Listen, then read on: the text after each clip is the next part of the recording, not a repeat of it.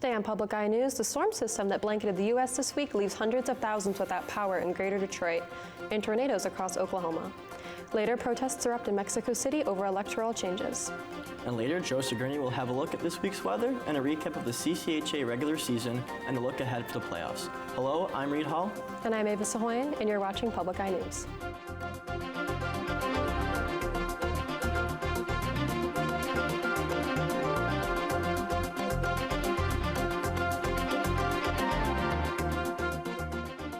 Last Wednesday's snowstorm left many Michigan residents without power. More than 165,000 homes in southeastern Michigan have been without electricity for 4 straight days as of Sunday evening. DTE spokeswoman Cindy Heitch says that this storm resulted in the second largest amount of outages DTE has ever experienced, and many of the difficulties in repairs have resulted from the large amount of ice coating power lines and branches. Heitch also says that the utilities meteorologists are tracking another storm system moving into Michigan today and are preparing to respond accordingly. The extended response time and lack of reliability in this outage has prompted calls for legislative hearings in Lansing from Democratic lawmakers. The Supreme Court, beginning tomorrow, will hear 2 challenges regarding Biden's student loan forgiveness plan, which was announced in August of last year. 6 states have filed lawsuits regarding the plan, including Arkansas, Iowa, Kansas, Missouri, Nebraska, and South Carolina. A lower court dismissed the case as they decided the states weren't harmed by the program. Yet, a Republican-led panel in the U.S. Court of Appeals for the 8th Circuit is weighing in along with the Supreme Court. The 2 other suits involve students Myra Brown and Alexander Taylor. They say that the Biden administration didn't go through the proper process of enacting the loan forgiveness plan, as they both are affected by holes within the plan's forgiveness criteria. U.S. District Judge Mark Pittman sided with the students and ruled to block the program. He says the Biden administration did not have clear authorization from Congress to implement loan forgiveness. The results of this case will likely not be heard until the end of June 2023, although those interested can listen in on the first day of hearings via the Supreme Court website. And the shipment of contaminated waste from the site of a fiery train derailment earlier this month in eastern Ohio resumed Monday to 2 approved sites within the state. This comes just days after the Environmental Protection Agency ordered Norfolk Southern to pause shipments from the site to the greater Detroit area of Michigan, citing a need for additional oversight on where the contaminants were to be shipped. Contaminated waste shipped prior to the ordered pause were taken to the sites in Wayne County, Michigan, and a site in Texas. When shipment resumes, which could come as early as Monday, liquid waste will now be sent to a facility in Vickery, Ohio for disposal in an underground injection well, while solid waste will be shipped to East Liverpool, Ohio to be disposed of in an incinerator. While federal and state officials continue to say it is safe for evacuated residents to return to East Palestine, many residents continue to express a sense of mistrust or have lingering questions about what exactly they were exposed to. And in Michigan, the empty Senate seat formerly held by Debbie Stabenow is up for grabs. And Democrat Alyssa Slotkin has made an official bid. Slotkin, a 46-year-old former CIA intelligence officer and a 3-term representative, is hoping to follow her impressive success in her last primary. She is the first Democrat to put her name in the running in what is a crucial seat for Democrats if they seek to maintain control of the Senate. Slotkin is already being touted as the favorite to be Stabenow's successor, but will still have a challenging campaign road against GOP leaders. She was heavily targeted by Republicans in last year's midterm after a new congressional map divided her home district, putting her in the 7th congressional district, where she was a new face to a third of the district's voters, many who are registered Republicans. Her primary focuses include bipartisanship and gun violence, as Slotkin has represented 2 congressional districts that have experienced a mass shooting in Lansing and Oxford. Slotkin's Senate bid now creates an open house race in the 7th congressional district in 2024. And that same storm system that has left so many without power in southeast Michigan swept through Oklahoma, sending tornadoes ripping through communities. CBS' Omar Villafranca has a look from the ground. Everybody okay? You in there?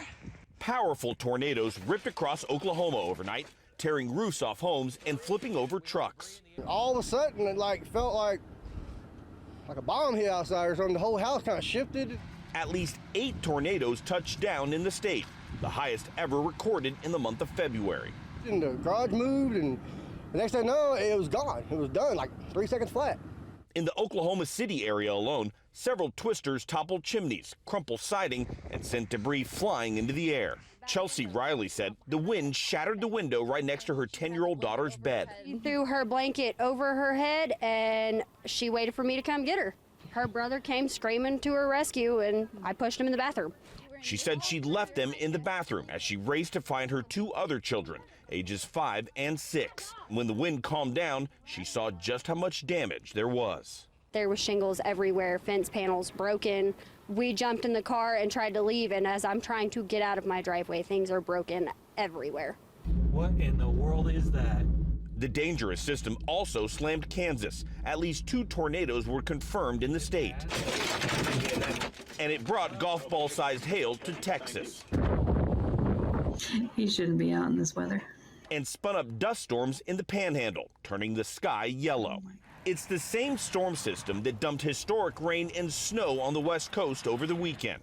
Hundreds of drivers were stranded on the icy and snowy roads as freeways came to a standstill.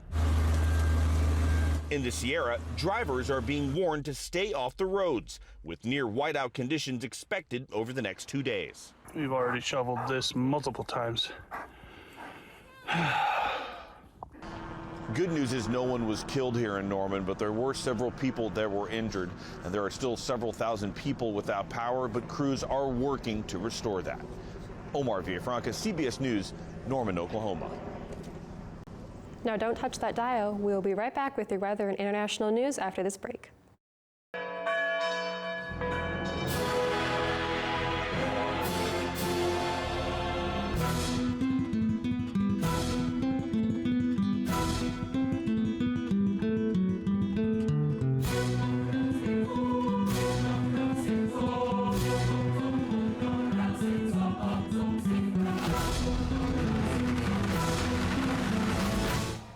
Tonight at 8 on WNMU-TV. Welcome back to Public Eye News. I am Joe Sigourney here with your weather update. Taking a look at the roof cam right now. It is snowing. There is big flakes and it's heavy. Taking a look around the UP, in Sault Ste. Marie, it's 25 degrees. Manistee, 29. Escanaba, 28. In Menominee, it's the warmest at 30 degrees. And on the western half in Iron Mountain, it's 27, Ironwood 29, up in Houghton in the Keweenaw 27, and back here in Marquette, it is 27 degrees, and it is snowing pretty much everywhere. Right now, the winds are southeast at 5 miles an hour, and our barometric pressure is 29.44 inches and falling. And tonight, again, we can expect the snow. It'll be about 3 to 5 inches. So prepare to clean off your car in the morning. Winds are going to be southeast at 8 miles an hour. And tomorrow we can expect partly cloudy skies with a high of 41 degrees. So hopefully the snow that comes down today will melt off by tomorrow. Low of 24 and winds will be at west at 12 miles an hour. And taking a look at the rest of our week on Wednesday, it'll be a high of 30 degrees with a couple snow flurries and a low of 17.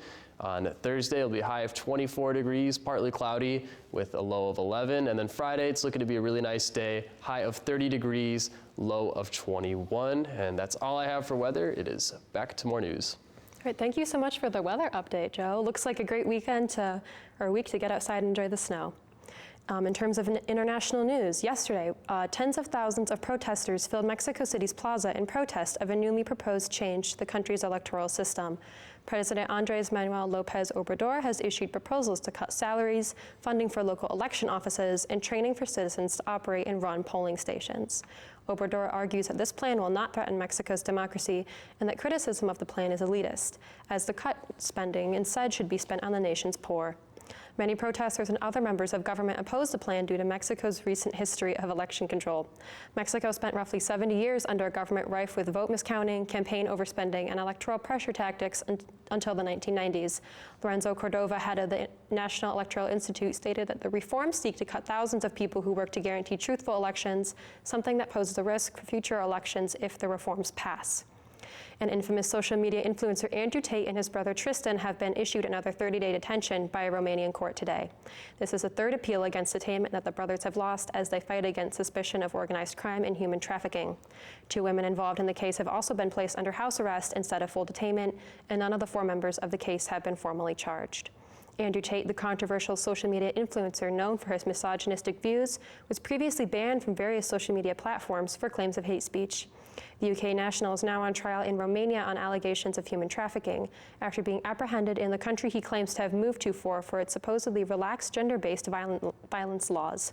He claims that Romanian prosecutors have no evidence against him and that their case is a political conspiracy designed to silence him. DICOT, Romania's anti-organized crime agency, said in a statement that 6 identified victims in the human trafficking case were allegedly subjected to acts of physical violence and mental coercion by members of the alleged crime group. The victims also were allegedly coerced into creating pornographic material for the crime group's financial gain. The 4 arrested suspects will all remain in jail until at least March 29th. And in Italy, a trend of desperate migration via boat has had tragic consequences.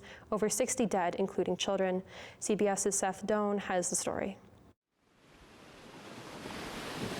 Wooden debris buffeted by rough seas washed up and was strewn across this beach in southern Italy, evidence of the tragic end to this journey.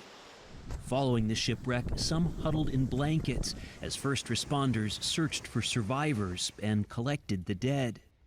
Migrants believed to be mostly from Afghanistan, Pakistan, and Iran set out from Turkey last week in a wooden boat, said to be operated by traffickers.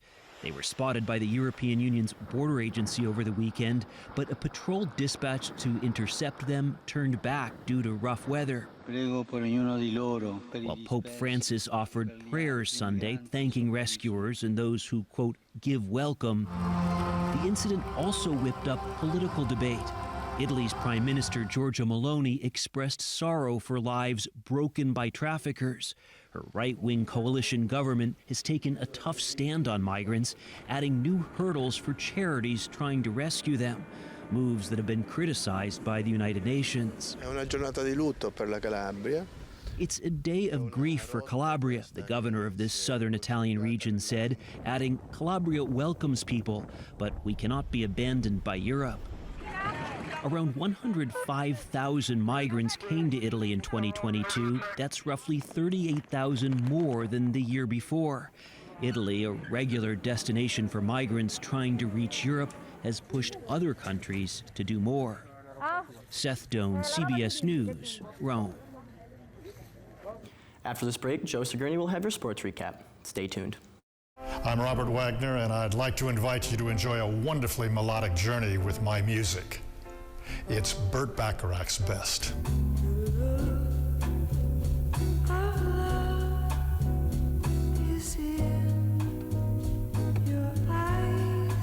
Those raindrops are falling on my head, they keep falling. The moment I wake up. Tonight at 9:30 on WNMU-TV. Welcome back. I'm Joe Sigourney here with your sports coverage, and today the regular season has come to an end for the CCHA. Michigan Tech had their chance to win conference regular season and lock up the #1 seed for the conference tournament, but a loss 3-2 on Saturday after a controversial penalty despite their unexpected win on Friday. Minnesota State Mankato instead lifted the McNaughton Cup with their 6th straight piece of regular season silverware and will play Lake State, the 8th seed, on this upcoming weekend. So Michigan Tech, meanwhile, will host St. Thomas Tommies for their first playoff game on Friday. And entering the weekend, the Wildcats needed to sweep Bowling Green after St. Thomas beat the Bemidji State Friday night. So when the Wildcats down 1 scored 3 straight goals on Friday night to win the game 4-2, giving the Cats their fate in their own hands Saturday night. With that on the line, Bowling Green opened with the scoring in the first period with Andre Gantus tying the game in the second. Only 15 seconds later, Bowling Green took the lead again, but David Kiefer responded by scoring twice in the third period, putting the Wildcats ahead with 10 minutes remaining in the third. And Andre Gantus turned it and delivered the final blow, an empty net goal to seal the deal and earn home ice for the opening round of the CCHA playoffs. The Wildcats will now host the Bemidji State Beavers right here at the Berry starting this Friday, March 4th. 5th seed Ferris State will also make the trek to Ohio to face 3rd seed Bowling Green in round 1. And that's all the time I have for sports. All right, that is all the time we have for you today. Thank you for joining us on Public Eye. I'm Ava. I'm Reed Hall. And we will see you tomorrow.